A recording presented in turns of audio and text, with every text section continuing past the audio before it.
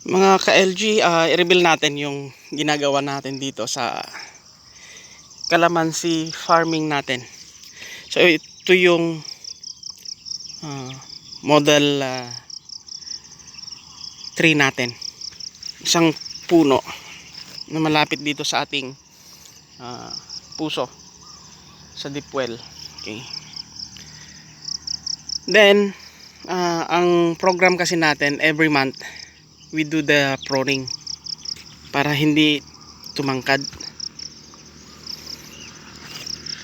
Halos lahat ito mga ka-LG na top prune ito. So makikita nyo uniform yung kanyang tangkad.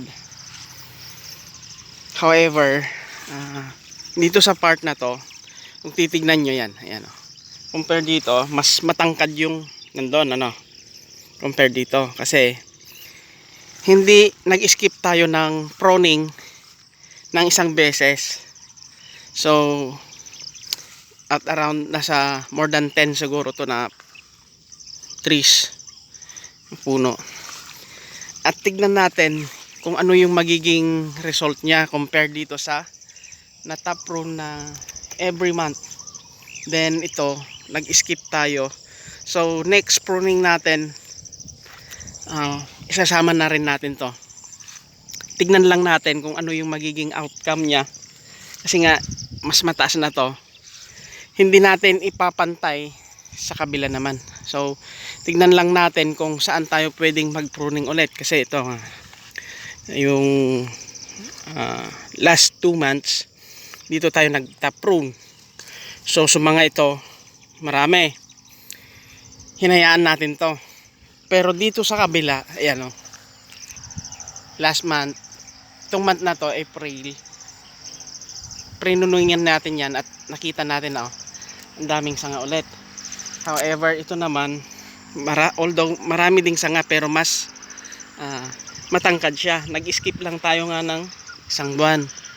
So, tignan natin kung ano yung magiging difference ng 2 months tsaka 1 month na pruning, yung pagitan. Kasi nga bata pa yung ating kalamansi, nagpo-focus po tayo more on sanga. Pinaparami natin yung sanga nya.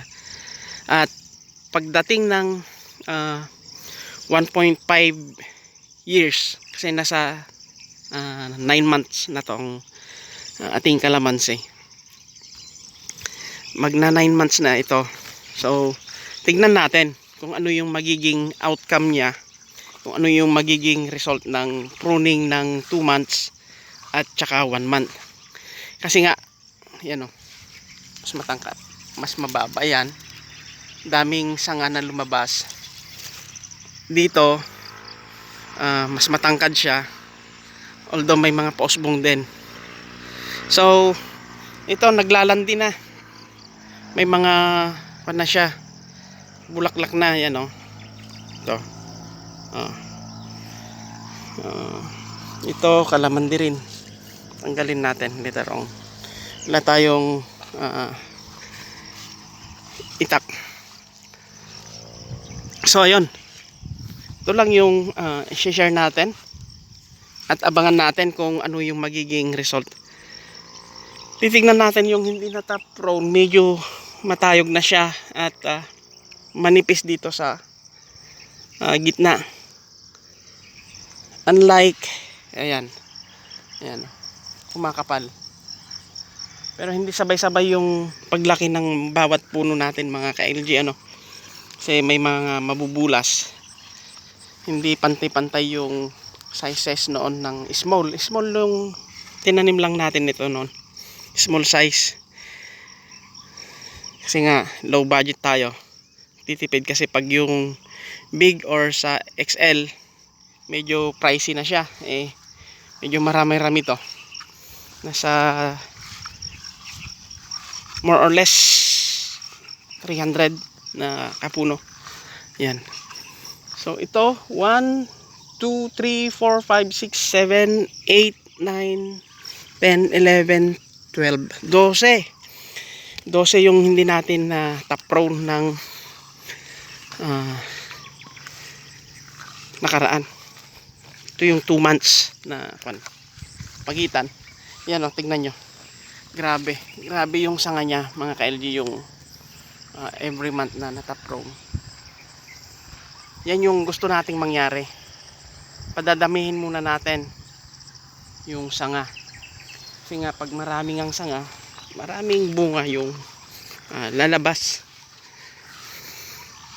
Pero tignan din natin yung population ng lalabas na bunga lately, kung kaya na ba niyang i-sustain base sa ating method din sa pagpapakain. Syempre, kung hindi natin papakainin, hindi magtutuloy yung bunga. Iba, mag-a-abort yan. Pero kung sustainable naman siya sa pakain, why not? Coconut. Diba? So ayan mga ka-LG, abangan po natin hanggang dito yon. 12 na trees yung 2 months interval ng pruning natin. Dito, top prune na tayo rito. Yan. Yan. Ito, ang daming sanga na lumalabas. Ayan o. Okay, happy farming mga ka-LG. At paki-click naman yung subscribe button sa ating YouTube channel and sa Facebook page natin, LG Farm. Parehas po. Paki-follow din po. Thank you and have a good day.